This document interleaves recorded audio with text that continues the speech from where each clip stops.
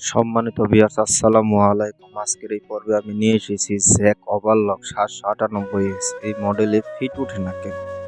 Programme আমার সবই ঠিক আছে, কিন্তু ফিট উঠতেছে না। ম্যানুয়াল কি সমস্যা, ম্যানুয়াল সেটা আমি আজকের এই পর্বে দেখাবো। দেখেন আমি প্যাডেলের পিছনে পাড়া দিই, কিন্তু আমার ফিট উঠে না। এখন আমি পিছনে যে আমার সিলিন্ডারটা আছে ফিটের, সেই ফিটের সিলিন্ডার ঠিকই কাজ করতেছে। এটার হচ্ছে যদি পিছনে পাড়া দেয় এটা নিচমুখী প্রেশার দেয়, কিন্তু উপরে উঠে না, কারণ এটা স্প্রিং না। স্প্রিং যেটা দেখেন আমি হাত দিয়ে ধরে রেখেছি, সেটি যদি উপরে চাপ দিয়ে স্প্রিং সিস্টেম রাখে তাহলে এটা উঠবে। যখন আমি প্যাডেলের পিছনে পাড়া দিব তখন এটি নিচের দিকে প্রেশার দিবে। সেজন্য যাতে সবসময় উপরের দিকে থাকে ওই স্প্রিংটা, সেজন্য দেখেন আমি 5 মিলি এলিংকে নাট লুজ দিয়ে উপরে এটা উঠিয়ে দিলাম।